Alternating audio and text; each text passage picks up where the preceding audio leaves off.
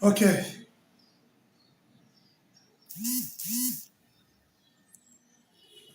Bonjour à tous. Bonjour et bienvenue à ce live juridique. Alors, il faut retenir à travers ce live que je l'ai fait quand le temps me le permet. Donc, c'est pour cela que j'ai pas d'heure précise pour le live parce que j'ai des journées assez chargées. Désolé de perturber votre programme dans ce sens-là. J'ai des journées tellement chargées que j'ai pas le temps de convenir d'une heure fixe. Je me dis, bon, on pouvait également suivre ces lives-là de façon différée. D'accord. La plupart des lives que j'ai fait, c'est quand l'opportunité se présente. Et voilà, j'essaie d'apporter ma modeste contribution. Ce matin, dans mon calendrier, j'avais une émission à TV+, en matinée.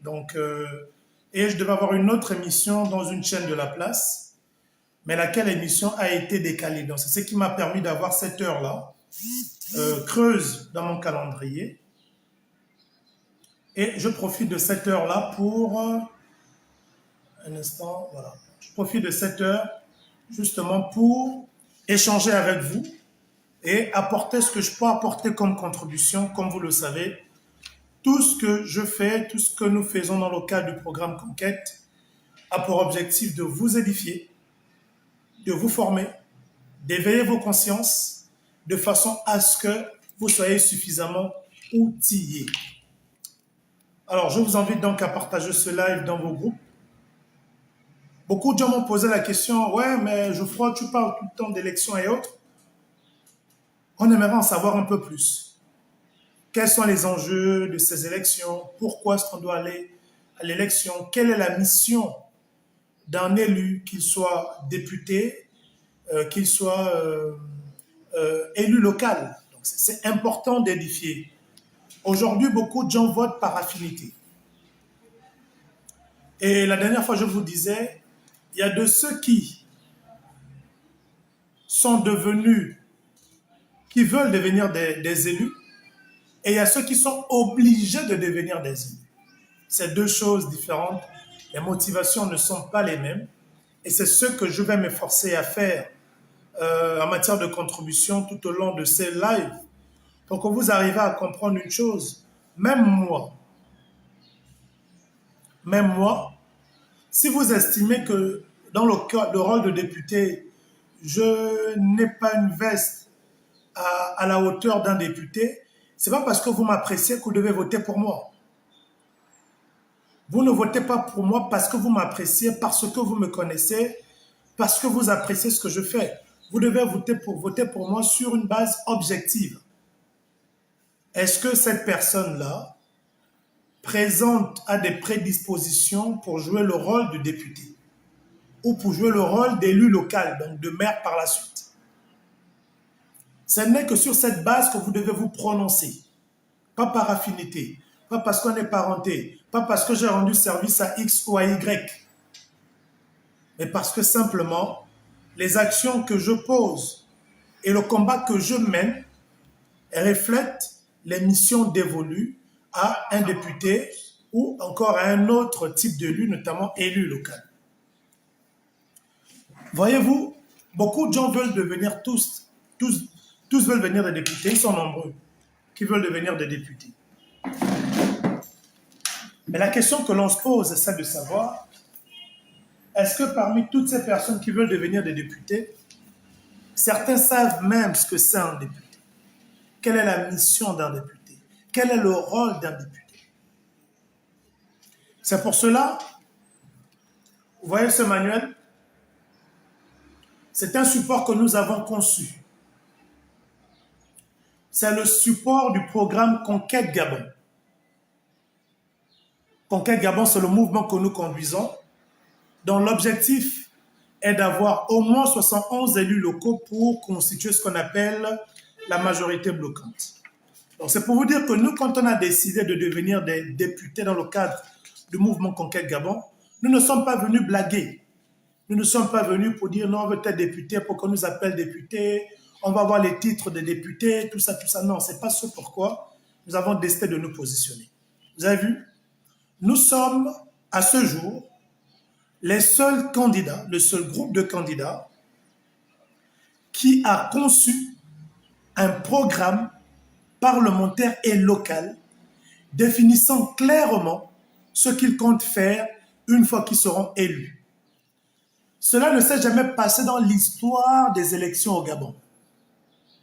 Pour des candidats aux législatives ou aux locales, la seule fois où des candidats présentent souvent des projets, c'est lors de l'élection présidentielle. Mais pour les locales et les législatives, on n'a jamais vu un candidat ou bien des candidats présenter un programme clairement défini. Ils ne sont pas nombreux s'il y en a qui en font. Pourquoi? Parce que le plus souvent, quand les gens veulent devenir candidats, c'est souvent sur la base des émotions. Ceux de la majorité vont dire qu'il faut donner la majorité au président Ali Bongo Ondimba, mais ce n'est pas un programme parlementaire ou un programme local. Ceux de l'opposition diront souvent il faut empêcher au PDG d'être majoritaire, il faut empêcher au PDG, ainsi de suite. Ce n'est pas un programme parlementaire, ce n'est pas un programme local. D'aucuns vont dire on veut juste devenir des députés pour être député, mais ils ne savent même pas quel est le rôle en fait d'un député. Nous, quand on a dit on décide de devenir des élus, on ne l'a pas fait sur la base de l'émotion. On s'est dit, ok, pourquoi devons-nous devenir des élus? Mais pour devenir des élus, il faut d'abord qu'on commence par savoir qu'est-ce que c'est un élu? Quelles sont les missions d'un élu? Quel est le rôle d'un élu? Un instant.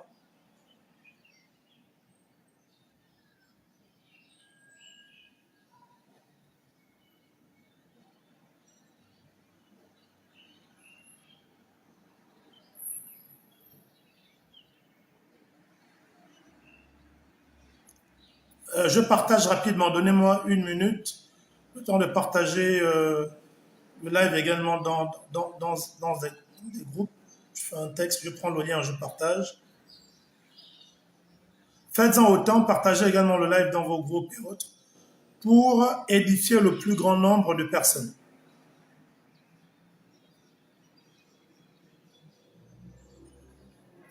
Je me donne 2 minutes pour le faire. Donc, je suis en train de partager justement.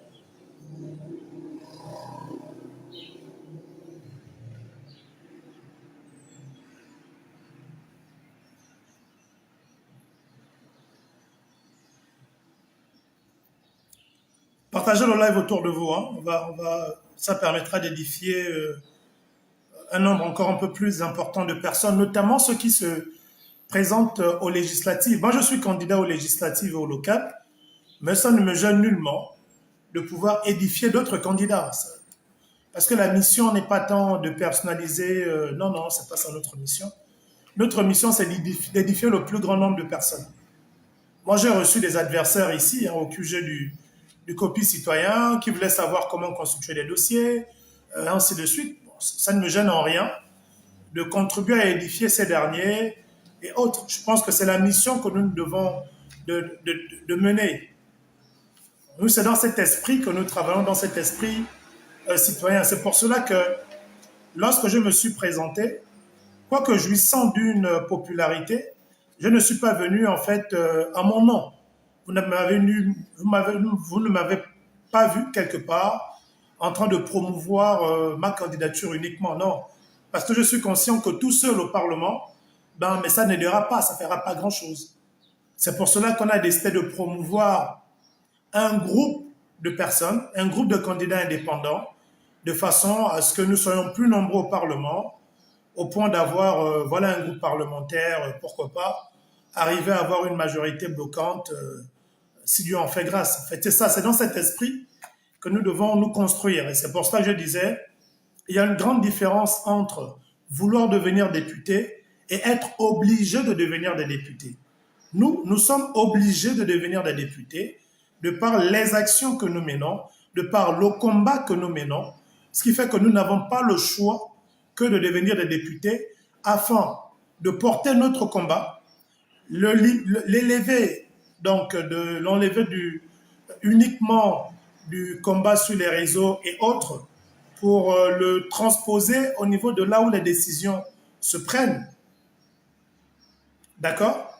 C'est donc ce que nous faisons présentement à travers nos différentes actions.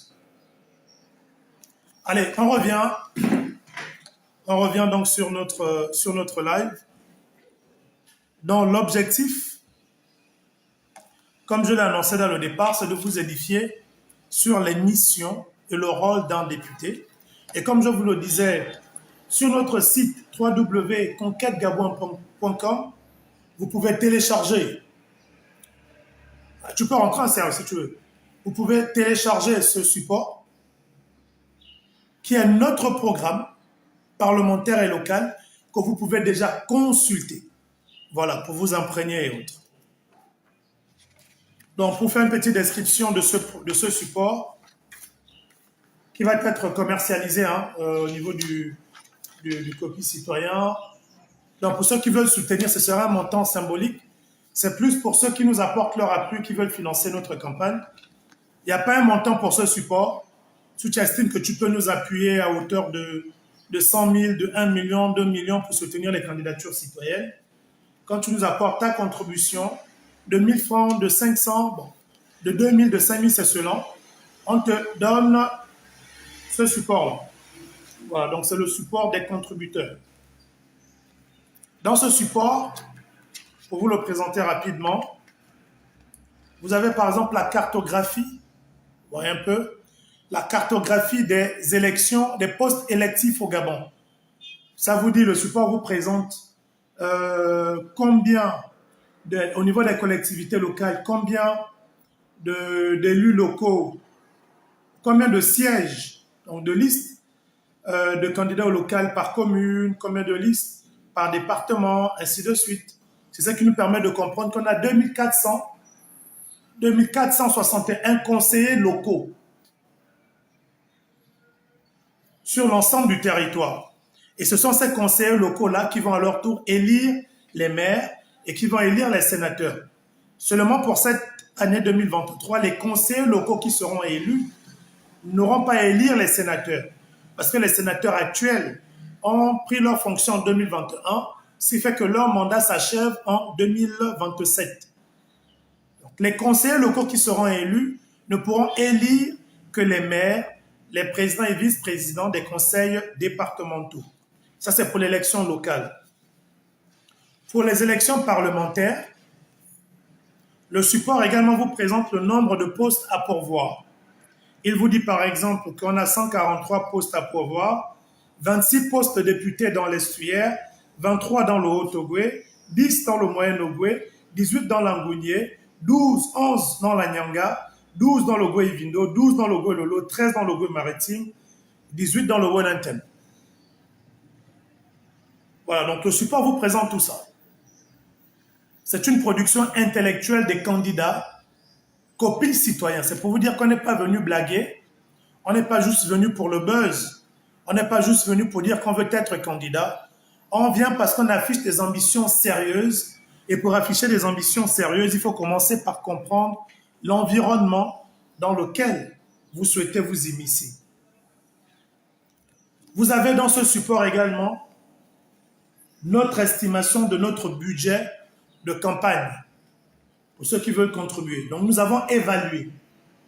On souhaitait à la base positionner une centaine de candidats. Nous en sommes aujourd'hui à quoi, une quinzaine, une quinzaine, peut-être une vingtaine, autres, on va faire le point tout à l'heure. Ce qui fait que le budget, il va être considérablement réduit. Mais si on avait atteint notre objectif de positionner une centaine de candidats, le budget aurait été de 217 500 000 francs. C'est évalué, c'est chiffré, c'est calculé.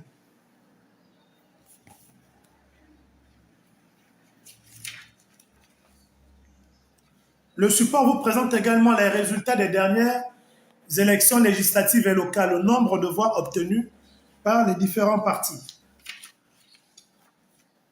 Il vous présente les rôles et les missions d'un député et d'un conseiller municipal et conseiller départemental. Ce sur quoi je vais m'étaler aujourd'hui.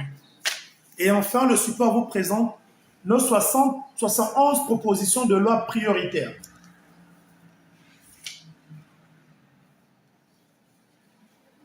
Oui, oui, je vais vous le donner. Il est épinglé, le Airtel Money. Il est épinglé. On va reprendre les premières contributions que vous avez envoyées, on vous en remercie, ont permis d'aider à financer les différentes candidatures citoyennes. On a aujourd'hui des candidatures dans 7 provinces sur les 9 que compte le Gabon.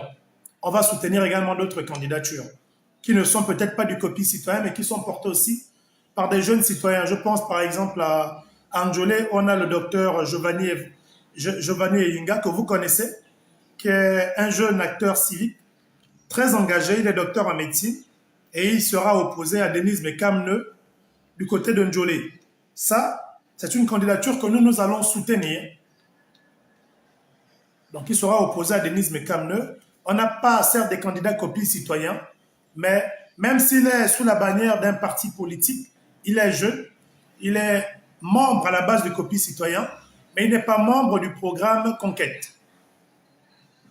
Alors, Hardy a posé la question, se base sur quel indicateur pour faire cette prévision? Non, comme on a dit, on a démontré, hein, c'est démontré. Pour vous donner une petite idée, comme on a dit, on a 100, si on positionnait 100 candidatures, la caution électorale 350 000, l'appui logistique à la campagne 500 000, l'appui aux scrutateurs 10 000 francs et la centralisation de la logistique 5 millions. C'est chiffré, c'est démontrable. Voilà, donc il n'y a aucune ambiguïté là-dessus, sois rassuré. Ce qui fait que pour le budget législatif, pour les 100 candidats qu'on avait à positionner et les 3 000 scrutateurs qu'on prévoit de positionner, on est dans un budget de 97 500 000 francs. C'est chiffré. Maintenant, pour les locales, on comptait positionner 55 listes de locales sur les 74 pour les élections communales et arrondissements et positionner 35 listes sur les 47 pour les élections de département. Donc, la caution pour l'élection locale, c'est 250 000. L'appui logistique, 500 000 par candidat et puis 3 000 scrutateurs. Donc, vous voyez un peu, c'était dans cet état d'esprit que nous nous sommes inscrits et c'est ce qui a produit cette évaluation de 217 500 000. Et juste en bas, on a la prévision en matière de mobilisation de ressources. Et on a dit, si par exemple 7 250 citoyens apportaient pendant 3 mois 10 000 francs, ça nous permettait d'avoir les 217 500 000 francs. Donc chez nous, tout est chiffré, tout est évalué, et c'est ça le travail d'un élu. Et je ne le dis pas pour nous jeter des fleurs, mais à ce jour, nous sommes les seuls candidats à vous présenter une telle stratégie chiffrée, évaluée. Nous sommes les seuls, ceux du mouvement Conquête, nous sommes les seuls. C'est pour vous dire que nous nous sommes préparés à pleinement jouer notre rôle. On n'est pas juste venu parce que ça fait beau d'être député, d'être maire, ainsi de suite.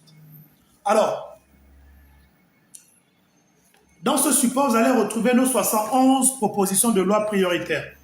Je vais vous en citer quelques-unes. En matière d'éducation et de formation, par exemple, loi portant attribution des bourses scolaires universitaires, techniques et professionnelles. Il faut une loi pour ça. À ce jour, les bourses vous sont attribuées à la faveur d'un décret, mais il n'y a pas une loi proprement dite qui porte sur l'attribution des bourses. On veut donc de ce fait que la loi soit prise pour fixer les montants des bourses. Vos bourses aujourd'hui sont changées à l'appréciation des gouvernants parce que c'est par décret. C'est plus facile de changer un décret que de changer une loi. Parce qu'un décret, on peut le prendre aujourd'hui, demain, on peut le modifier. Alors que quand c'est par une loi, c'est un peu plus compliqué. C'est pourquoi nous voulons consacrer les bourses à travers une loi, de façon à ce que chaque Gabonais, qu'il soit élève, qu'il soit étudiant, qu'il soit élève dans un établissement secondaire ou dans un établissement professionnel, sache qu'à travers cette loi, voilà ce qu'il doit obtenir comme bourse selon tel ou tel critère. En matière d'éducation, on compte modifier la loi 21/2011 qui porte sur l'orientation générale d'éducation, de la formation et de la recherche scientifique. Je suis dans les propositions, Benzen. Les propositions sont différentes. Un candidat à la présidence, il a son projet de société. Le candidat qui veut être député, son projet de société, ce sont les lois. Quelles sont les lois qu'il compte faire voter? C'est ça le député. Le député, on va revenir tout à l'heure à 4 rôles essentiels. Voter des lois, consentir l'impôt, contrôler l'action du gouvernement et depuis la réforme 2021, évaluer les politiques publiques. On va revenir plus largement après. En matière d'éducation, la loi 4, loi 3, loi portant fonctionnement des universités et des grandes écoles au Gabon. Il faut une loi spécifique au fonctionnement des universités et des grandes écoles au Gabon. Il n'est plus question que les recteurs soient nommés par avis du président de la République. Parce que la loi actuelle fait quoi? Elle fait que, on vous dit, les gouvernants vous disent que les responsables d'établissements supérieurs sont élus. C'est-à-dire, le dispositif fait que ces responsables-là, on part au vote, on va élire les 3 premiers. D'accord? Et la loi dit, les 3 premiers élus dans chaque établissement, ces noms-là sont proposés à l'appréciation du président de la République. Et c'est maintenant lui sur les 3 qui va choisir qui est recteur. Ça veut dire quoi? Ça veut dire que lors de l'élection au sein de l'école, si par exemple Ardim V, qui est connecté, est arrivé premier et que MK Bezem, qui est connecté, est arrivé 3e, le chef de l'État peut décider que MK Bezem, qui est 3e, devienne le recteur à la place du premier qui a été élu. On dit que ça n'a plus de sens. Le chef de l'État ne peut pas décider. C'est pourquoi... Mettez les cœurs. Le live apparemment est en train d'être attaqué. Mettez des cœurs. Le point 4, la loi 4 par exemple, en matière d'éducation, c'est une loi interdisant la promotion de l'homosexualité dans le système d'enseignement gabonais. C'est le point 4 de notre programme. Et vous avez vu, ce programme a été rédigé, on n'avait pas encore tout le scandale et lois qu'ils ont votées sur l'homosexualité. Il n'y avait pas encore. Donc on avait déjà anticipé, parce qu'on voyait déjà leurs manœuvres visant à promouvoir l'homosexualité. C'est pourquoi on a dit, si nous sommes élus, on votera une loi portant interdiction de promotion de l'homosexualité dans le système éducatif au Gabon et sur l'ensemble du territoire au Gabon. On est clair là-dessus, c'est non négociable. Donc sachez que vous qui allez voter les pédégistes, vous voterez la loi portant promotion de l'homosexualité. Parce que c'est ce qu'ils font. J'ai oublié de revenir dernièrement à cause de l'actualité liée au dossier de candidature, d'attirer votre attention sur un projet de loi qui a été adopté lors du Conseil des ministres du 12 juillet. Vous allez vous rendre compte que lors de ce Conseil des ministres, les établissements d'enseignement préscolaire, donc le pré-primaire, jusque-là sous contrôle du ministère des Affaires sociales, ces établissements pré-primaires ont été transférés au ministère de l'Éducation nationale. Vous allez vous dire, mais bon, mais en quoi c'est gênant? Mais rendez-vous compte et fait curieux, ces établissements d'enseignement pré-primaire sont transférés au ministère de l'Éducation nationale juste au moment où ce ministère a validé et s'est engagé avec l'UNESCO, l'UNICEF, à promouvoir les programmes de promotion de l'homosexualité du pré-primaire au secondaire. Les établissements d'enseignement pré-primaire ont toujours été sous le contrôle du ministère des Affaires sociales. Comment expliquer maintenant qu'aujourd'hui, au moment où ils sont en train de promouvoir leur programme de promotion de l'homosexualité du pré-primaire jusqu'à, subitement, le gouvernement décide de transférer tous les établissements pré-primaires au ministère de l'Éducation nationale qui s'est engagé à promouvoir l'homosexualité du pré-primaire jusqu'à. C'est pour vous dire que ces gens-là n'attendent que d'avoir la majorité au Parlement pour davantage nous asservir. Ceux qui disent que le Seigneur viendra, le Seigneur n'a pas d'autre main que nous-mêmes. Sachez une chose, quand ces gars-là auront la majorité au Parlement, ils prendront des lois pour interdire à vous, les hommes de Dieu, de condamner l'homosexualité sous peine de poursuite judiciaire, parce qu'à cet instant, l'homosexualité sera protégée et vous serez taxé de discrimination. Ils pourront même modifier la Constitution pour dire que, dorénavant, du point de vue de la Constitution, on ne peut pas juger une personne pour sa tendance sexuelle. Pensez que c'est une blague. Vous croyez qu'on est en train de blaguer, en fait? Là, je m'adresse à nous, les chrétiens, qui pensons que le Seigneur descendra lui-même tout faire. Vous pensez qu'on est en train de blaguer quand on attire votre attention. On demande de se mobiliser, de voter. Les gens sont toujours, non, il faut qu'on prie. Oh, grande nuit de la paix. Oh, machin, machin. Mais vous allez aboutir à quelle paix si les lois qui sont prises vous contraignent à renoncer à défendre ce que vous estimez être juste? Vous allez arriver à quoi? Vous faites la politique de l'autruche et vous aidez ce système-là à continuer à s'enraciner. Je vous promets que si ces gars-là ont la majorité au Parlement, leur mission sera de radicaliser le dispositif, le corpus juridique, de façon à ce que même vous, qui êtes des hommes de Dieu, soyez interdits de condamner l'homosexualité au motif que ça deviendra une violation de la Constitution.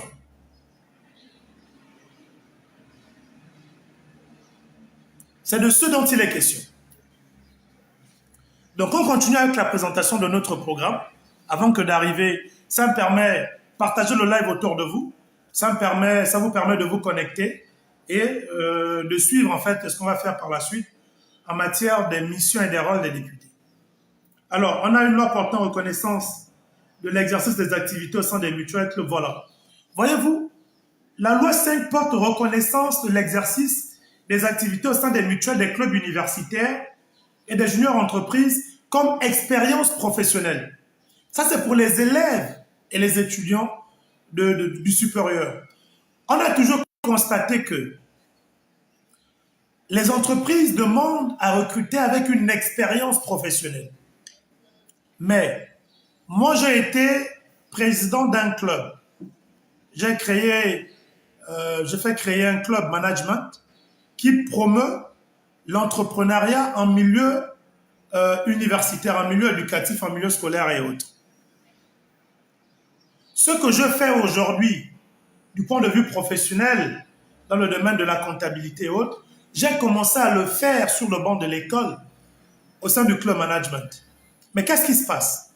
Il se passe que l'expérience acquise par les étudiants au sein des mutuelles, au sein des clubs, n'est pas valorisée, n'est pas reconnue comme étant un travail. Donc, ce que nous voulons faire pour les étudiants à travers cette loi, c'est de prendre une loi qui va reconnaître l'expérience acquise dans les mutuelles, dans les clubs, dans les activités estudiantines, comme étant une expérience professionnelle. Ce qui fait que l'étudiant, qui pendant tout son cursus scolaire a été actif au sein des clubs, au sein des mutuelles, quand il finit son master, il dispose déjà de 5 années d'expérience acquise dans le cadre de l'exercice de ces activités estudiantines. Donc c'est le projet de loi que nous comptons porter au Parlement pour permettre à ces milliers d'étudiants de commencer à capitaliser afin qu'ils sachent qu'ils ne partent pas à l'école seulement pour avoir la moyenne, mais ils partent à l'école pour commencer à expérimenter les acquis. Donc c'est l'objet de ce projet de loi. À côté de ça, on a le projet de loi portant fonds entrepreneuriat et autres. On a la loi portant organisation des concours en République gabonaise. Voilà, donc on compte à faire adopter un projet de loi qui porte sur l'organisation des concours en République gabonaise. Les concours au Gabon sont organisés par affinité. Le projet de loi qu'on va prendre permettra de mettre en place une institution permanente au sein de laquelle on va retrouver des syndicats, on a mis qui d'autre, réunissant les syndicats, des acteurs de la société civile, des leaders religieux, ainsi de suite. Et c'est ce comité-là, avec les départements sectoriels concernés, qui va organiser les concours de façon objective. Ça évitera que, quand le ministère de la Défense organise le concours, on envoie les listes pour dire mettez. Quand la santé organise, on prend les gens du village, on dit allez-y. Quand tel ministère organise, on prend non. On va mettre en place, vraiment, à travers une loi, une structure spécialisée pour l'organisation des concours, tous les concours en République gabonaise, en collaboration avec les ministères sectoriels. Et cette structure sera homogène parce qu'on retrouvera les leaders religieux. Pourquoi est-ce qu'on ne peut même pas être dirigé par un leader religieux, par l'archevêque de Libreville? Ce sont des éventualités pour permettre une transparence et permettre aux Gabonais d'avoir toutes les chances et être au même niveau et rompre avec ce cycle d'affinité. Donc c'est une proposition de loi qu'on va porter pour justement arriver à maintenir les équilibres. On compte faire adopter une loi portant responsabilité parentale, obligeant les parents à s'impliquer dans les associations des parents d'élèves. Il est inconcevable qu'on ait des parents qui ne se soucient plus de l'avenir de leurs enfants. Donc, on va prendre une loi dans ce sens. Toi, parent, si tu ne prends pas part aux activités de l'APE, ton enfant ne vient plus à l'école. Aussi simple. Il ne va reprendre les cours que quand toi, parent, tu vas t'impliquer. Parce qu'on a l'obligation en tant que parent de suivre les activités de nos enfants. Il y a autant de déviances dans le système éducatif parce que les parents sont absents. Ils ont laissé l'éducation uniquement aux enseignants. C'est le problème auquel nous sommes confrontés.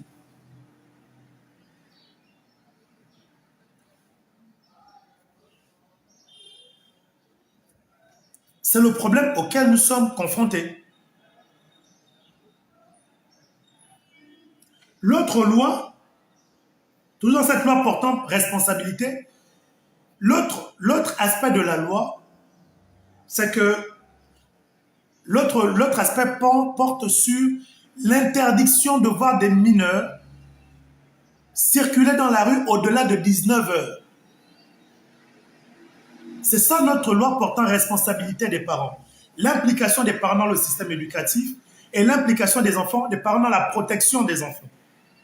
La loi, par exemple, pourra dire qu'un enfant, un mineur, qui est surpris dans la rue, arrêté dans la rue, parce qu'on pourra ramener la police mobile, qui est arrêté dans la rue, surpris dans la rue, au-delà de 19 heures. Mais les parents de ce mineur-là devront répondre devant la justice. Quitte à ce qu'ils passent un petit séjour de 3 jours au cachot, parce qu'ils ont pour mission de protéger les enfants. Il n'y a aucune raison que nuitamment, les enfants des mineurs se retrouvent dans la rue en train d'aller acheter le pain, en train d'aller acheter ceci, avec tous les risques qu'on a. Les parents doivent protéger les enfants. Donc c'est l'une des lois que l'on compte porter en matière de responsabilité des parents.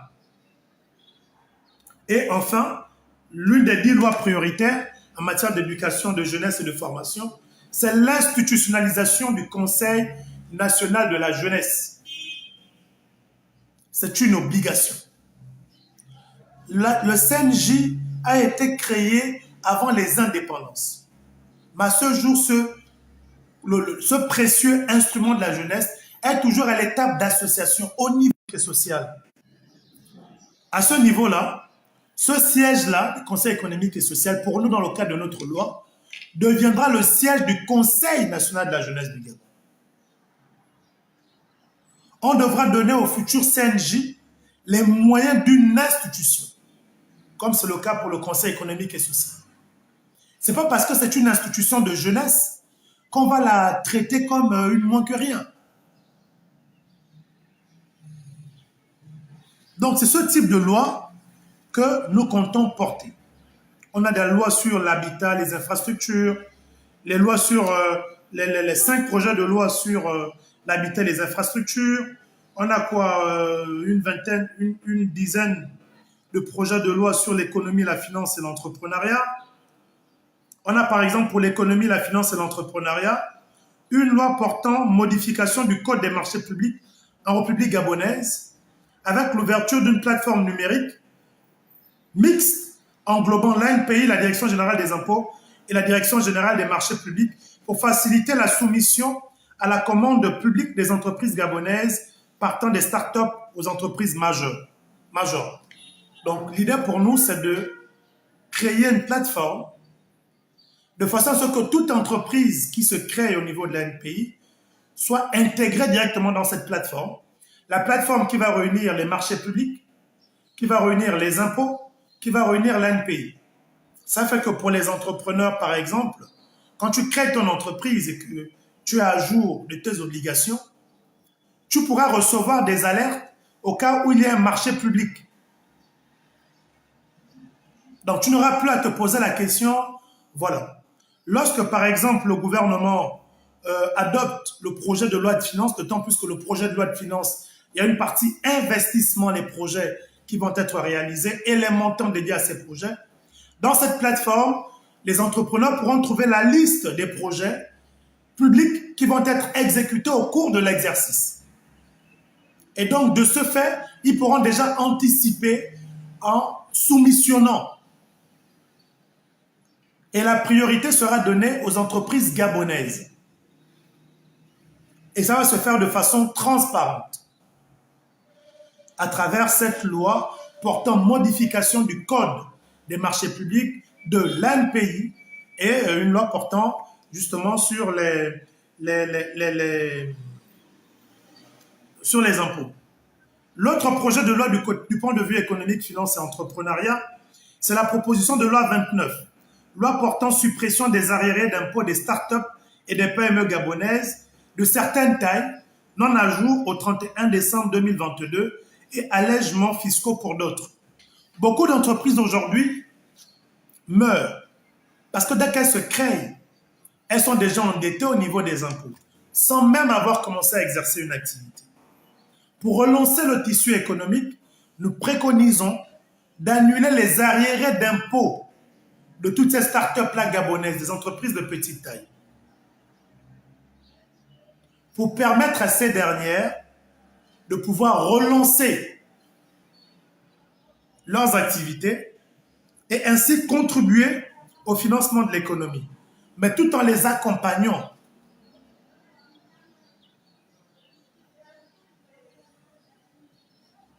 Donc c'est l'une des réformes que nous comptons introduire pour les entreprises, les entrepreneurs. Donc, logiquement, comme je vous l'ai dit, on ne devient pas député parce qu'on veut devenir député. On devient député parce qu'on se sent obligé de le devenir. Là, par exemple, si les entrepreneurs qui nous suivent ont compris ces propositions de loi que nous vous invitons à consulter, ces entrepreneurs-là doivent nous soutenir. Parce que c'est ce que les entrepreneurs expatriés font pour les candidatures pédégistes. Vous pensez que les pédégistes là gagnent l'argent où? C'est pas vous ici, oh, c'est Doukan, oh, machin. Mais les gars ont compris, les Libanais ont compris, les Maliens ont compris. Ils soutiennent et ils financent beaucoup de candidatures des pédégistes. Parce qu'ils savent que quand ces pédégistes seront au Parlement, ces pédégistes-là vont prendre des lois en leur faveur. C'est pourquoi les entrepreneurs gabonais sont toujours à la traîne. Ils sont désavantagés. Pourquoi? Parce que ce ne sont pas eux qui font des députés qui soutiennent les députés pédégistes qui siègent. Il n'y a qu'au Gabon où les entrepreneurs pensent que l'élection au Parlement, ce sont les choses politiques. Mais j'ai dit une fois à un entrepreneur que, mais DG, c'est que vous n'avez pas du tout compris ce que c'est l'entrepreneuriat. Vous ne pouvez pas dissocier l'entrepreneuriat du Parlement. Parce que l'entrepreneuriat naît au Parlement. L'entrepreneuriat naît au Parlement comment? À la faveur d'une loi. Si vous êtes entrepreneur aujourd'hui, c'est parce que des députés ont voté une loi. Le jour que les mêmes députés vont voter une loi pour que vous ne soyez plus entrepreneur, vous ne serez plus entrepreneur. Donc vous ne pouvez pas dire que vous êtes entrepreneur et dire que non, moi les élections ne me concernent pas. Non, c'est que vous ne savez même pas ce que c'est un entrepreneur. Et c'est le cas de beaucoup d'entrepreneurs gabonais. Les entrepreneurs ouest-africains ont compris, les Libanais ont compris, parce que c'est ainsi que ça se passe dans leur pays. Ils ne sont pas candidats, mais ils positionnent des candidats et ils les soutiennent. Parce qu'ils savent que quand ces députés vont devenir députés, ils vont voter des lois en leur faveur. Le business commence au Parlement, par la nature des parlementaires que vous envoyez. Mais c'est seulement les entrepreneurs gabonais qui vous diront « Oh non, moi je fais les affaires. Hein. » Et quand il te dit qu'il fait les affaires, il est sous-traitant d'un expatrié. Pendant que l'expatrié a des marchés publics dans son pays, le Gabon, à hauteur des milliards, cet expatrié prend cet entrepreneur comme sous-traitant, on lui donne quelques dizaines de millions, il est content, il estime qu'il fait de l'entrepreneuriat. Oh non, moi je ne m'occupe pas des élections, moi je suis un entrepreneur, moi j'ai des marchés. Non, vous n'avez pas compris. L'entrepreneuriat naît au Parlement. Les difficultés fiscales que vous avez, elles le sont par qui? Par les parlementaires. Si nous, on ne vient pas voter une loi pour dire qu'on annule vos arriérés d'impôts, qui va le faire? Ce gouvernement? Non. Les députés peuvent voter un texte de loi exceptionnel pour dire toutes les startups, les entreprises d'une certaine catégorie qui n'étaient pas à jour de leur fiscalité en date de décembre 2022, exceptionnellement pour relancer l'économie par une loi, ces arriérés-là sont annulés. Il n'y a que les parlementaires qui peuvent vous offrir ça. Tu rencontres des entrepreneurs, oh non mais les impôts, oh mais je n'ai même pas encore commencé mon activité, j'ai déjà des arriérés fiscaux, machin, tout ça. Oui, mais soutiens les candidatures citoyennes pour qu'on puisse aller dire les entrepreneurs gabonais sont asphyxiés. On vote une loi pour laisser ces derniers respirer et reprendre l'économie. C'est de ce dont il est question. Donc, entrepreneurs gabonais, cessez de croire que l'élection est une chose politique. Non. Les Libanais ont compris, les Béninois ont compris, les Sénégalais ont compris, les Maliens ont compris. Et c'est pourquoi, à chaque élection législative, présidentielle, locale, ces expatriés-là partent déposer l'argent chez les pédégistes. Et quand les pédégistes sont élus, ils prennent des lois en faveur des expatriés.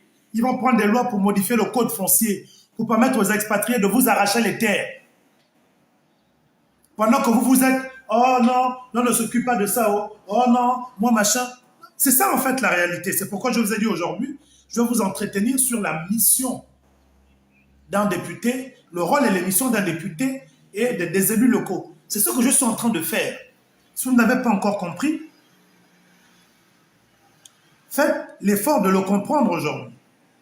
Logiquement, quand on a lancé notre financement, appel à financement, les premiers qui devaient se mobiliser, c'est vous, les entrepreneurs.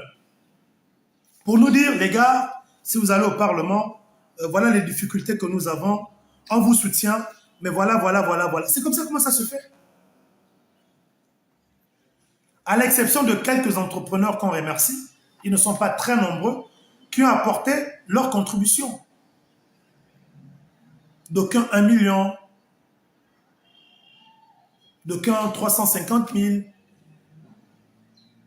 Mais ils ne sont pas plus de 3 à avoir apporté leur contribution. À avoir compris que s'ils ont des entrepreneurs gabonais qui partagent leurs difficultés quotidiennes, ils sont sûrs et certains que le cadre législatif sera à leur avantage. Donc, soutenez les candidatures citoyennes en tant qu'entrepreneurs. Faites comme les Libanais, faites comme les Maliens, faites comme les Sénégalais, faites comme les Béninois qui prennent leur argent pour aller financer les candidatures du PDG. Venons aussi financer les candidatures citoyennes. Ce que je suis en train de vous dire est universel, c'est partout comme ça dans le monde. Il n'y a pas quelqu'un qui est candidat parce qu'il a beaucoup. Ce sont les hommes d'affaires qui investissent sur les candidats. C'est partout comme ça. Vous pensez que Ali Bongo allait faire sa déclaration de candidature en coq parce qu'il voulait simplement aller en coq? Mais parce qu'il sait derrière ce que les Indiens de GZ vont investir dans sa campagne. C'est vous qui voyez juste les images. Ali Bongo était en coq, machin. Non, il n'est pas là en coq parce que c'est un coq seulement. Il allait en coq parce qu'il sait la part que GZ va amener comme argent dans sa campagne. C'est cela la réalité. Il n'y a que nous au Gabon qui ne comprenons pas ces enjeux-là. Comiloc va déposer sa part parce qu'ils savent que les contrats qu'ils ont sont garantis par ces gens-là. Peranco va déposer sa part parce qu'il sait que les contrats qu'il a, si des députés non PDGistes prennent le contrôle du Parlement, ils savent qu'ils sont mal barrés parce que toutes les manigances là vont prendre fin. Donc, ils ont tout intérêt à soutenir le système en place. Ils vont financer, ils vont donner l'argent. Toutes ces entreprises-là vont donner l'argent pour maintenir le système. Pendant ce temps, ceux qui ont leur argent et qui veulent lutter contre le système disent non, moi, mon argent, je garde ça d'abord chez moi. Alors, ils ont voulu devenir candidats, non, ils n'avaient qu'à se débrouiller. Ils ont voulu devenir candidats, c'est sur leur contribution qu'ils comptent maintenant. Ils pensaient à quoi? C'est malheureusement ça.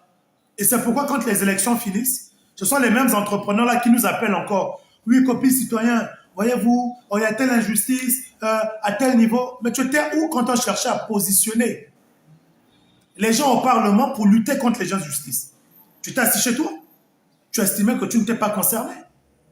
Mais quand tu sens maintenant la pression sur toi, tu te rappelles que, oh, mais il y a des acteurs de la société civile qui luttent contre les injustices. Mais il est trop tard. Parce que ce qu'on pourra faire, c'est de dénoncer. Mais on ne pourra pas changer ça, on n'a pas le contrôle. Ceux qui ont le contrôle de changer, ce sont ceux qui seront au Parlement. C'est cela la réalité.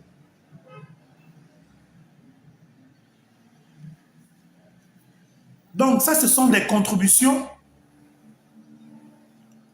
d'ordre sur les propositions de loi sur les aspects économiques, financiers et entrepreneuriat. Le point 30, par exemple, la loi portant modification de l'IGIS. L'IGIS, c'est l'Institut gabonais de l'image et du son. Aujourd'hui, avec l'avènement des réseaux sociaux, l'IGIS ne peut plus être ce qu'elle est, en fait. L'Institut, qu'on appelait avant le CNACI, je pense, l'Institut de l'image et du son ne peut plus être ce qu'il est aujourd'hui. Il faut reformer cet institut-là. Il faut donner à cet institut les moyens pour permettre aux acteurs du secteur cinématographique de lancer l'économie culturelle.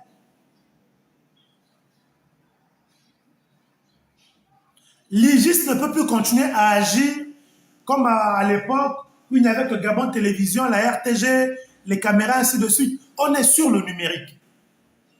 Il faut donc outiller.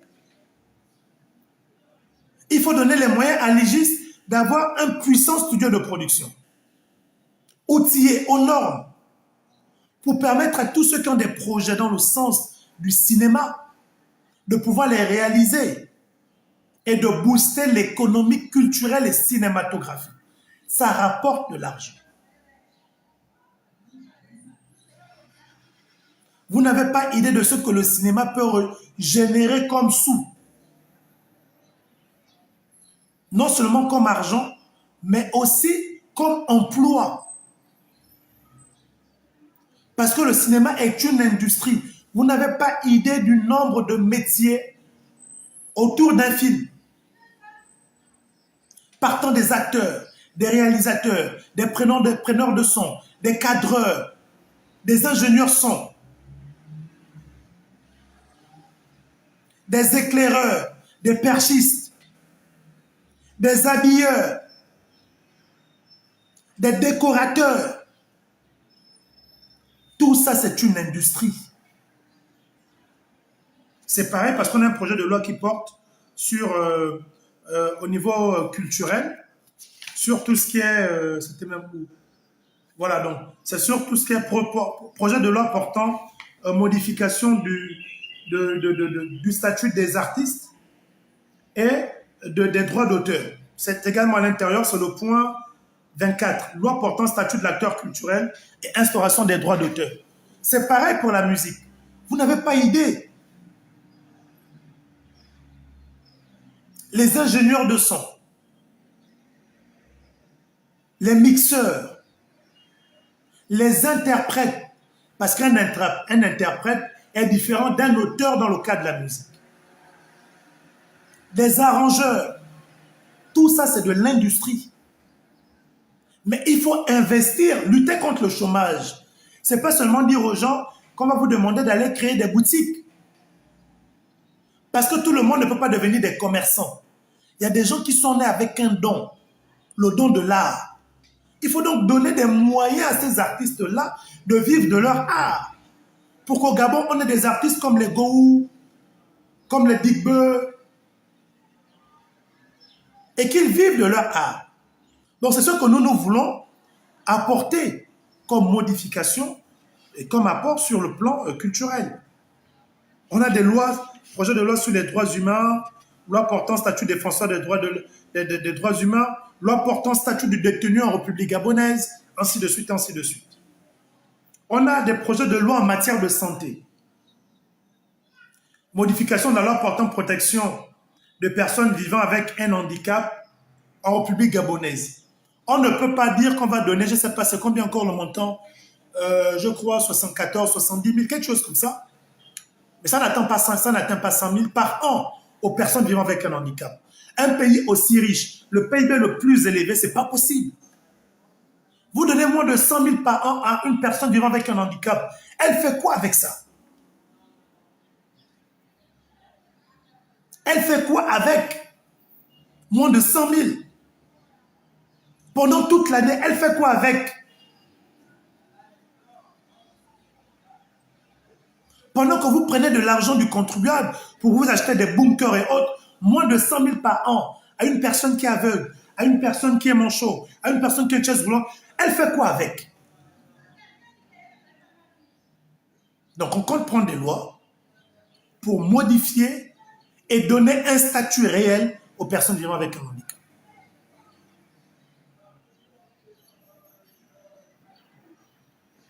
On compte prendre un projet de loi qu'on a intitulé le point 45, loi portant reconnaissance du statut des modèles au Gabon, du Gabon.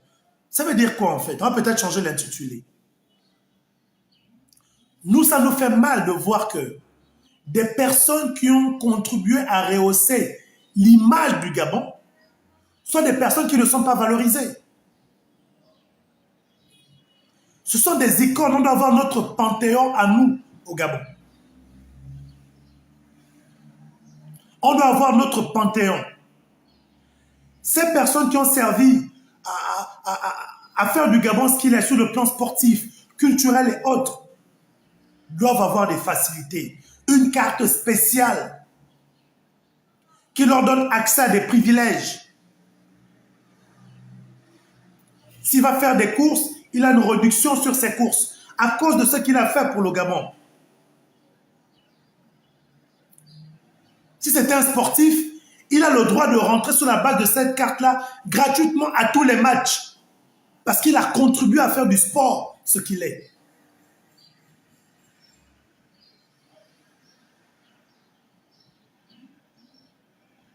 peut avoir des réductions sur des billets de transport. Avec cette carte, on ne peut peut-être pas en faire des milliardaires, mais la reconnaissance pour ces personnes-là, ces acteurs culturels, sportifs et autres, s'impose.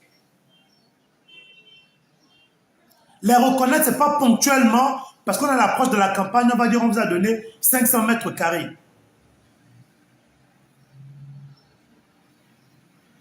Leurs soins de santé doivent être pris en charge en intégralité par l'État à cause de ce qu'ils ont apporté comme valeur pour le pays. Quand on voit des oncles Didine à l'hôpital obligé de demander des Airtel Money pour prendre son traitement, pour prendre en charge son traitement, c'est une honte pour un pays aussi riche que le Gabon. Des personnes comme ça, comme oncle Didine, quand elles arrivent à l'hôpital avec leur carte, elles sont prioritaires, elles sont prises en charge à 100%. Parce qu'elles ont contribué à rehausser l'image du Gabon. Et c'est ce que nous nous comptons défendre demain si nous sommes élus.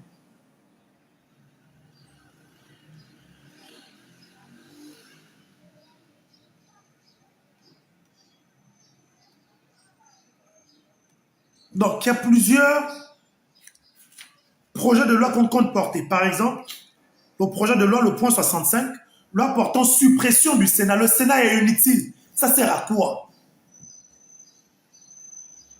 Tous ces milliards de dépenses pour le Sénat servent à quoi?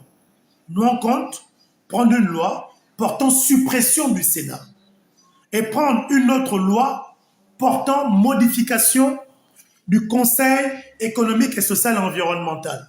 On prendra les compétences, les missions du Sénat pour renforcer le Conseil économique et social.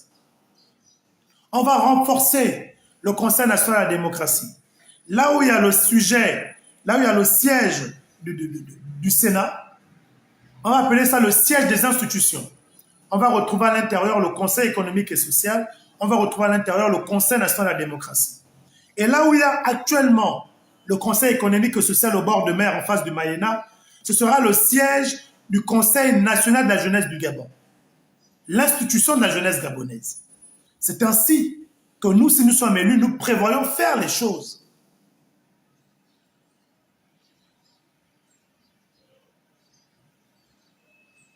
Je ne pense pas que ce que nous sommes en train de vous présenter, parce que je ne parle pas en mon nom, je suis en train d'expliquer un programme qui est accessible à tout le monde, parce que des gens m'ont écrit pour me dire, explique-nous un peu, votre programme Conquête là, c'est quoi?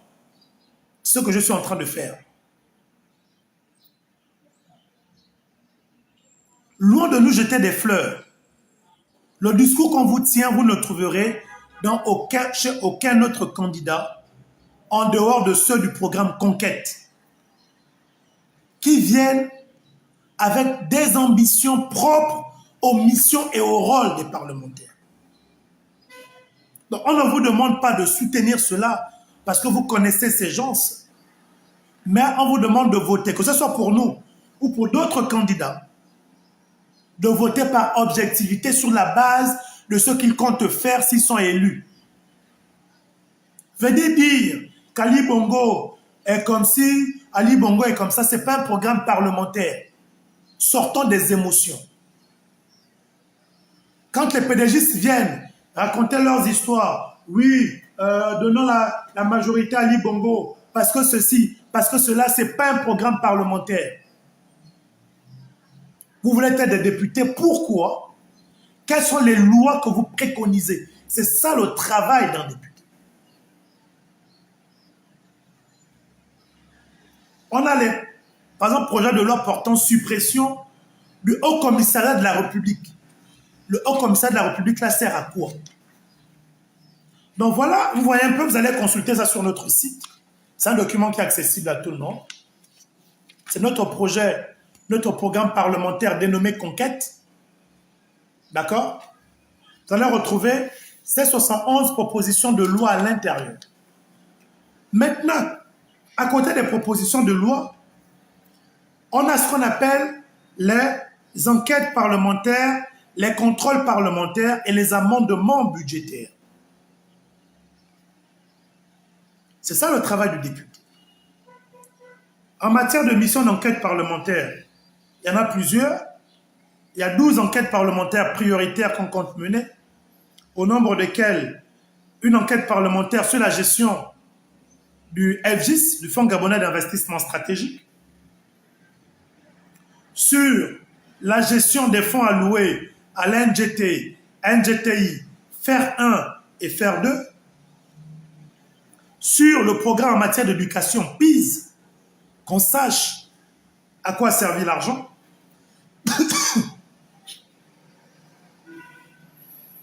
les enquêtes parlementaires sur la gestion des dons et fonds de concours, les enquêtes parlementaires sur la gestion des fonds liés aux hommes conflits homme-faune, et des enquêtes parlementaires sur le scandale, donc la gestion de la Poste Bank et d'autres établissements de gestion financière tels que les BRSAL et autres. Oui, on peut télécharger, vous pouvez télécharger sur le site www.conquêtegabon.com tous ces documents-là. Ils sont téléchargeables. Vous avez la version numérique, c'est gratuit, en téléchargement gratuit. Donc ça, c'est quelques enquêtes parlementaires qu'on compte mener. Les contrôles parlementaires qu'on compte mener, des contrôles parlementaires sur l'évaluation des accords de coopération, de défense et des accords monétaires ratifiés par le Gabon. Beaucoup de gens disent souvent, mais pourquoi est-ce que les banques ne financent pas? Pourquoi est-ce que les banques... En gros, les banques au Gabon ne financent que des crédits de consommation. En gros. Tout ça à cause de quoi? À cause des critères de convergence du point de vue financier. Et c'est pour cela que ces critères de convergence sont plus drastiques pour la zone CEMAC, parce que la CEMAC est une zone monétaire. Pour l'Afrique de l'Ouest, on a l'UMOA, l'Union monétaire des États de... En tout cas, c'est l'UMOA, j'ai oublié la dénomination. C'est l'équivalent de la CEMAC. On va voir que là, en zone UMOA, j'arrive, en zone UMOA, la dynamique économique est plus dense. Pourquoi? Pour schématiser. On va vous dire par exemple qu'en matière de critères de convergence, sur certains critères, en matière de crédits alloués, en zone UMOA, on va vous dire par exemple, je dis n'importe quoi, les banques peuvent prêter de l'argent pour financer des cycles d'investissement. Parce que ce qu'il faut comprendre, c'est qu'il y a une différence entre des crédits d'investissement et des crédits de consommation. Des crédits d'investissement, c'est à long terme. Donc, il faut prendre le risque de financer à long terme. Des crédits de consommation, c'est essentiellement à court terme. En zone CEMAC, on a plus d'opportunités d'avoir un crédit de consommation qu'un crédit d'investissement. Pourquoi? Parce qu'on va vous dire qu'au nombre des critères de convergence et autres, il y a par exemple des critères qui imposent aux banques de ne pas accorder des crédits à partir d'un certain seuil de sécurité, si on peut le dire comme tel. Ça veut dire sur 100 milliards, la zone CEMAC va peut-être vous dire, à cause des risques dans vos pays et autres, d'insolvabilité et autres, vous ne pouvez pas prêter au-delà, par exemple, de 40% de votre disponibilité. Ce qui fait que même si les banques sont en surliquidité, elles ne peuvent pas, en fait, violer ces principes. Mais en zone UMOA, par exemple, on va vous dire, à cause des garanties et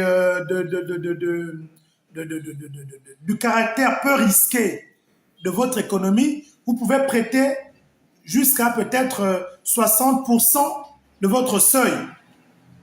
Donc vous comprenez aisément que ceux qui sont en zone UMOA bénéficieront plus facilement de crédits d'investissement que ceux qui sont en zone CEAC.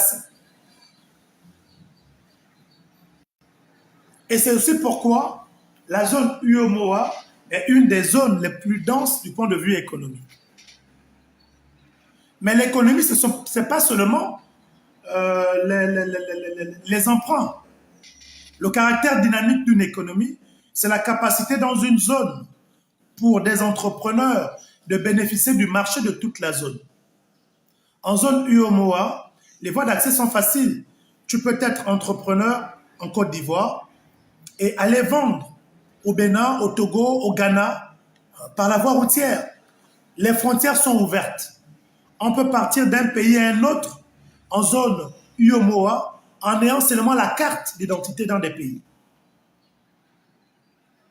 Mais en zone CEAC, c'est la croix et la bannière. Combien de barrages douaniers? Combien de contrôles douaniers dans une même zone? Ce qui fait que les entrepreneurs de cette zone-là ne peuvent pas capter le marché de toute la zone. Ce qui est différent de ceux qui sont en Afrique de l'Ouest, qui ont l'opportunité de capter le marché de toute la zone. C'est pourquoi on dit en matière de contrôle parlementaire, il nous faudra avoir des échanges en tant que députés avec notamment la CEAC, avec la CEMAC, sur ces critères de convergence, afin de rendre dynamique notre zone économique.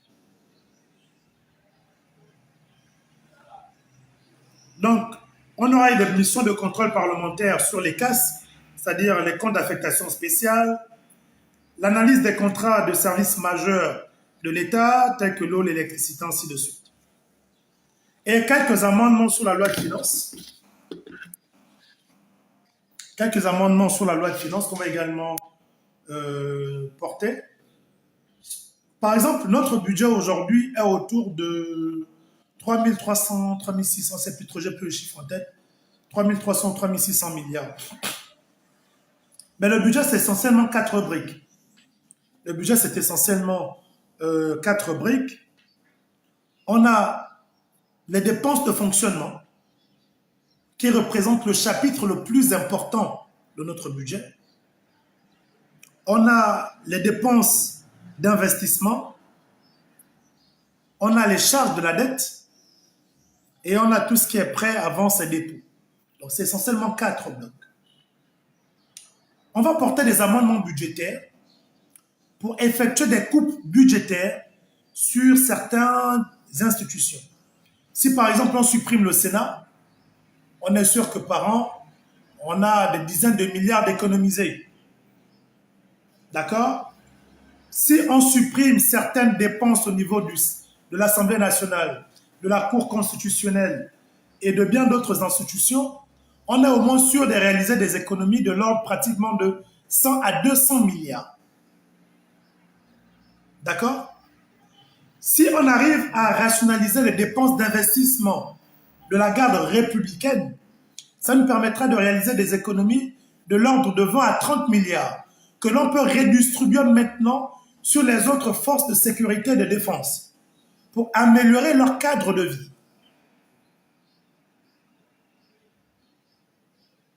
Ça, c'est le travail d'un député.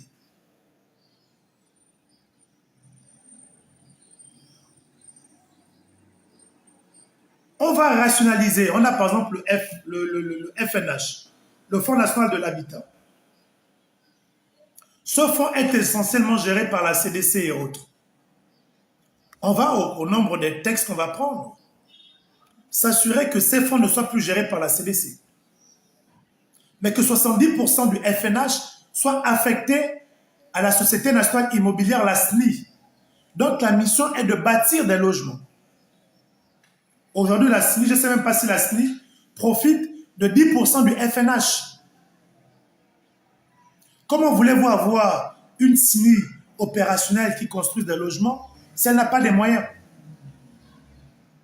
C'est pourquoi on va orienter le Fonds national de l'habitat, au moins 70% vers la SNI, peut-être 10% vers l'ANUTTC qu'on va même supprimer, c'est-à-dire avant la suppression,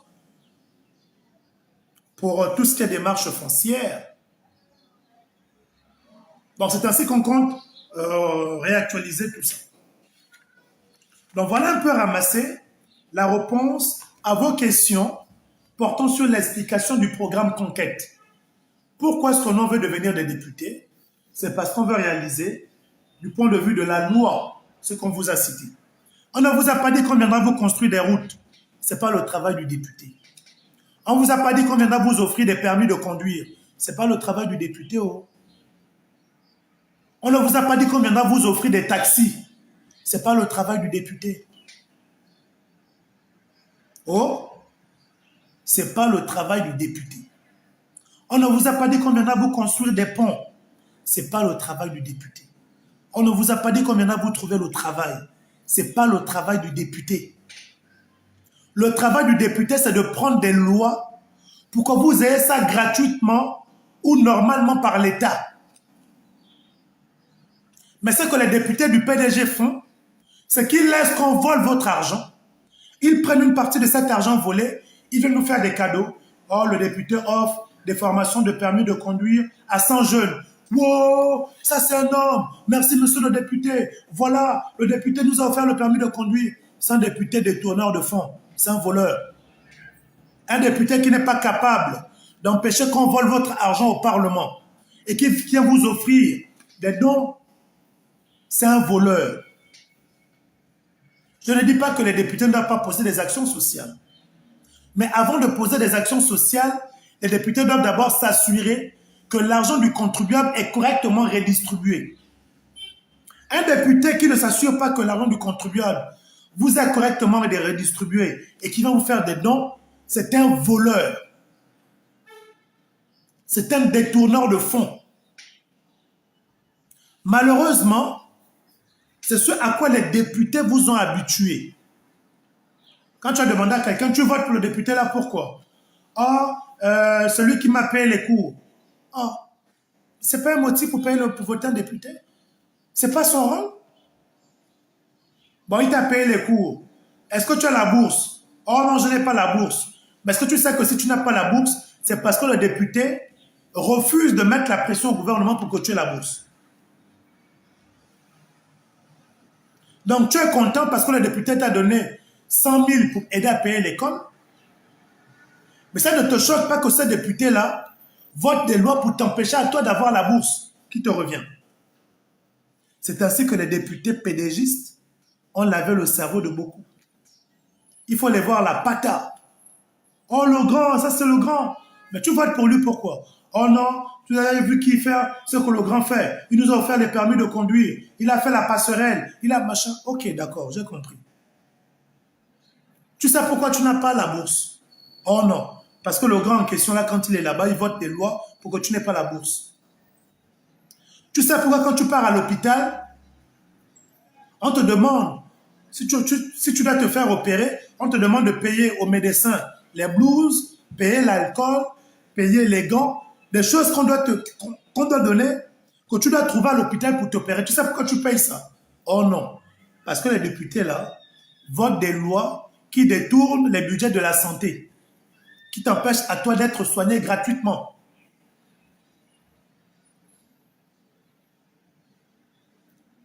Tu sais pourquoi on est venu t'arracher la terre pour donner un expatrié, le député que tu votes parce qu'il t'a donné 10 000 pour aller payer les médicaments. Tu sais pourquoi on t'a arraché la terre? Oh non, c'est le gouvernement. Non, ce n'est pas le gouvernement. C'est le député. C'est ce député-là qui a voté la loi pour que ta terre ne soit plus protégée.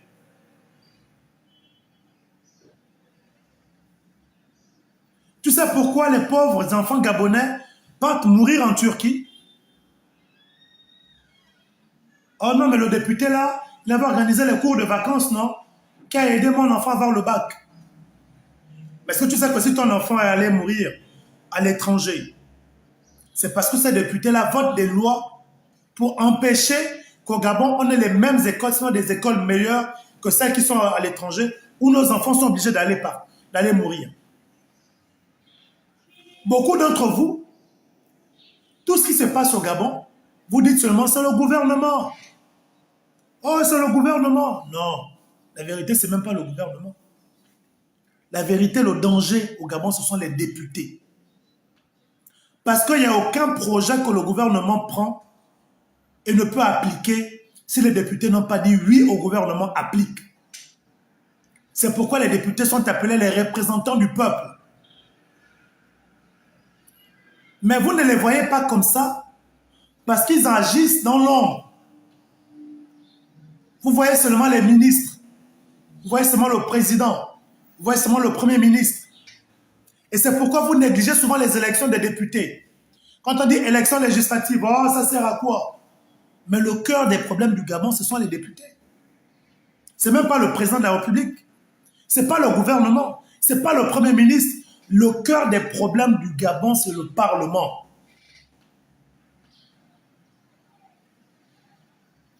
On vous fait croire que le cœur du problème du Gabon, c'est le gouvernement et le président d'abord, pour vous amener à négliger les élections des députés. Et c'est quand le gouvernement a maintenant la majorité au Parlement qu'il vous impose maintenant tout ce qu'ils veulent.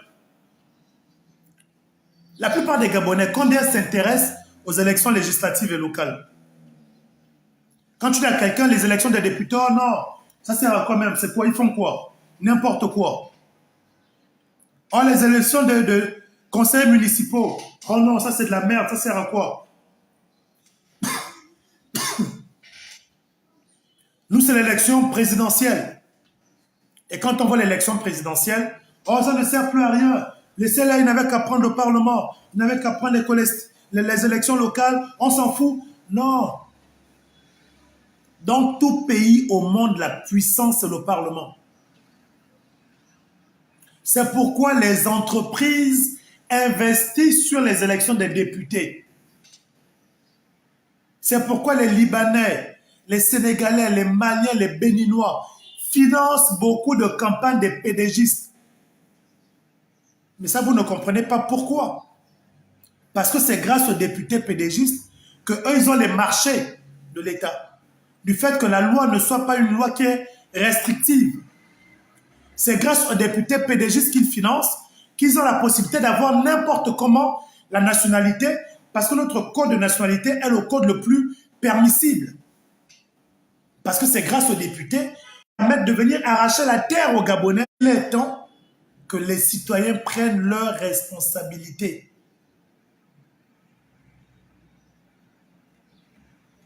Mettez des cœurs.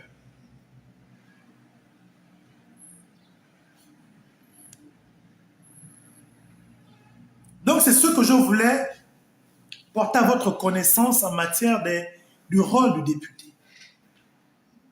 Beaucoup de gens m'ont dit, entre député et maire, quelle est la fonction la plus... quel est celui qui a plus d'avantages? Mais c'est le maire. C'est pourquoi au nombre des lois dans ce document, il y a une loi qui porte décentralisation pour permettre aux mairies et aux collectivités locales de vivre de leurs revenus.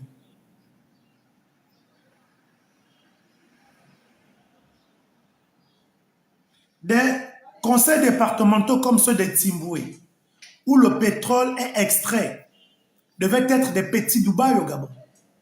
Parce que, par exemple, dans le code minier, dans le code pétrolier,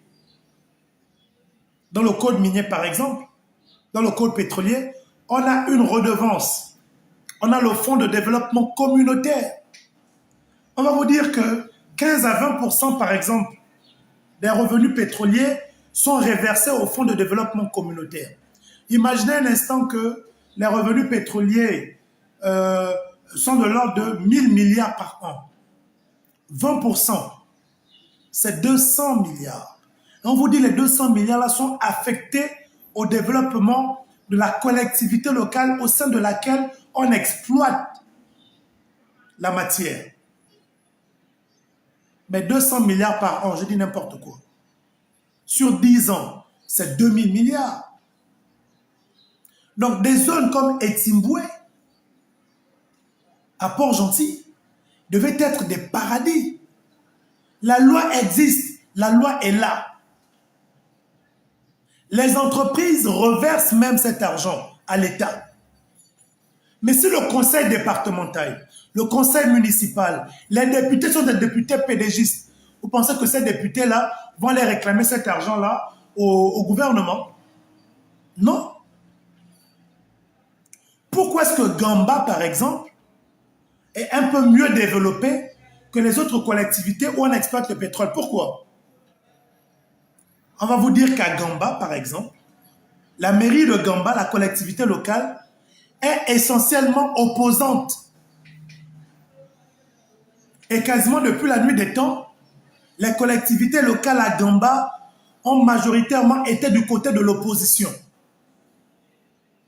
Mais c'est normal que ces opposants-là réclament leur argent pour développer leur collectivité. Mais vous pensez que là, on exploite le fer à Belinga aujourd'hui? Si dans cette collectivité, les députés de cette zone, ce sont des PDGistes, les maires sont des PDGistes, vous pensez que Fortescue, qui va payer à l'État, vous pensez que cet argent-là va revenir aux populations tant que ces maires-là et ces députés seront PDGistes? Jamais. Parce que ces députés et ces maires n'auront pas la même force que ceux de Gamba qui sont opposants pour aller réclamer à l'État leur argent. Vous pensez qu'un maire ou un député dans la zone de Belinga peut aller dire à Billy Binze, Premier ministre, que Fortescue a reversé pour le compte du Fonds de développement local peut-être 100 milliards, donne-nous nos 100 milliards. Il aura quelle force? Parce qu'il sait que Billy Binze est son responsable politique. Apprenez à choisir vos élus. Le problème avec nous, c'est que nous choisissons des élus par affinité. Oh, mon oncle est ministre, je vote. Parce que c'est l'honneur de la famille. Mon grand frère est candidat à la députation, je vote. Parce que c'est le nom de la famille. Mais tant que vous continuerez à voter sous ce prisme-là, vous allez continuer à subir. C'est pourquoi il faut des députés citoyens qui vont aller regarder ces choses avec un esprit éclairé et un regard objectif.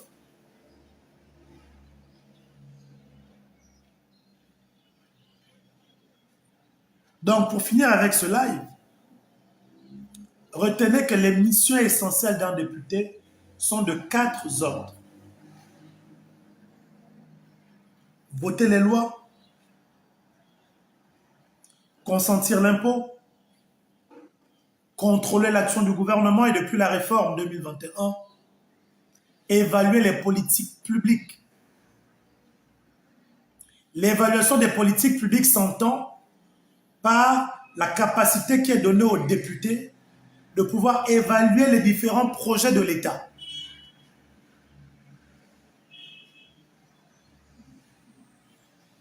Le député joue son rôle par quel mécanisme? Par quel moyen? Par quel instrument joue-t-il son rôle? Le député joue son rôle à la faveur des enquêtes parlementaires, parce que le député est l'avocat du peuple.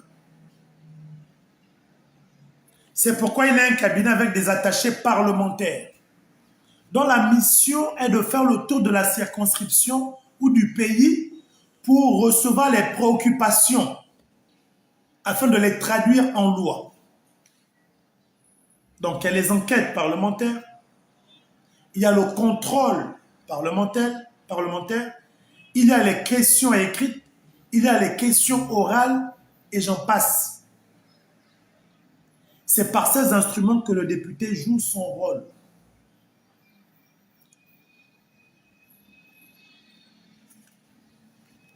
Donc, chers conquérants, je vous considère comme tel.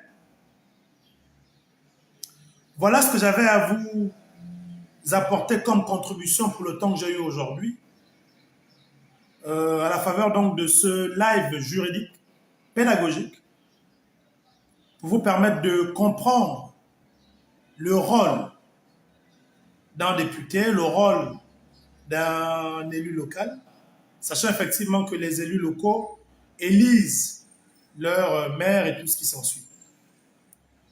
Beaucoup de gens parlent de la vie chère. Je vais vous donner une illustration simple. Voyez-vous, au Gabon, la cherté de vie est de la volonté des gouvernants. Il n'y a pas un autre mécanisme. La cherté de vie au Gabon est de la volonté du gouvernement et des gouvernants actuels. Je vous explique pourquoi. 1. Le Gabon a le taux de douane le plus élevé. J'avais déjà fait un live avec des documents à l'appui pour vous le démontrer. On est au-delà, je pense, de 15% pour les produits à l'import. Quand les autres sont autour de moins de 1%, au trop 2%, nous sommes à plus de 15% à l'import. Illustration. La dernière fois, il y avait une bouteille d'eau, les bouteilles de Yoplait et autres, qui circulaient. Là, on disait en France, c'était 2 euros. Au Gabon, c'était dans les 12 000 et quelques. C'était vendu dans une grande surface de la place.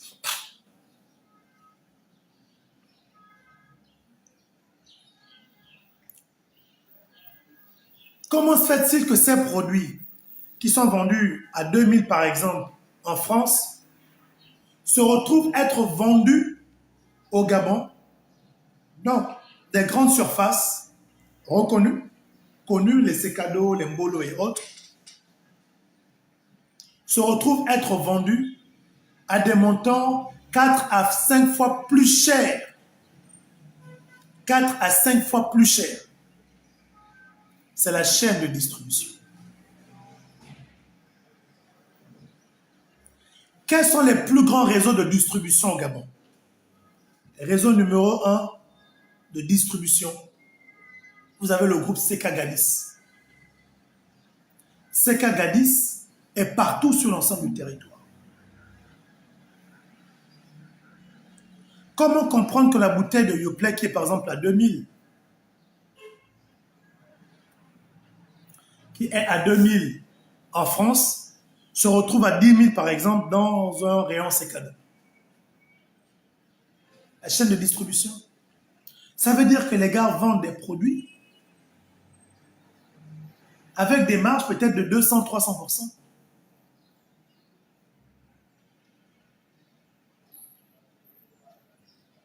Mais s'il n'y a pas de députés majoritairement non pédégistes, parce que tous ceux qui sont dans ces chaînes de distribution, si on prend le cas de Seka Gadis, sont essentiellement des pédégistes. Mais si vous n'avez pas de députés non pédégistes pour mener des enquêtes sur le réseau de distribution des produits agroalimentaires, des produits importés, comment voulez-vous contribuer à diminuer la vie, la cherté de vie? Ce n'est pas possible. C'est pourquoi je vous dis, c'est entretenu. On fait semblant de venir lutter contre la vie chère, mais on entretient la vie chère. C'est pareil pour Mbolo, géant casino. Le même produit en France, quand il arrive là au Cameroun, s'il est vendu en France à 2 000, au Cameroun, il sera peut-être à 3 000. Quand il arrive au Gabon, ce produit devient 4 à 5 fois plus cher. Pourquoi? Alors que c'est juste la frontière qui lui sépare avec le Cameroun. Posez-vous des questions. Pourquoi est-ce que les Gabonais préfèrent traverser la frontière, aller faire des courses à moindre coût au Cameroun, alors qu'il n'y a que la frontière qui nous sépare? Ce sont les droits de douane. C'est pour vous dire que c'est entretenu, c'est voulu par les gouvernants en place. Donc, merci encore pour votre attention. On se retrouvera ultérieurement pour un autre live juridique pour continuer à vous édifier, mais ne perdez pas de vue qu'on ne vote pas un député par affinité. On vote un député par sa capacité à défendre des valeurs et des principes, à défendre des lois. On ne vote pas un député parce qu'il vous a offert le bidon d'huile, il a payé l'école de vos enfants. Je ne dis pas que le député ne doit pas poser des actions sociales. Mais avant de poser une action sociale, le député doit d'abord s'assurer qu'il a accompli son travail au Parlement en votant des lois qui sont justes.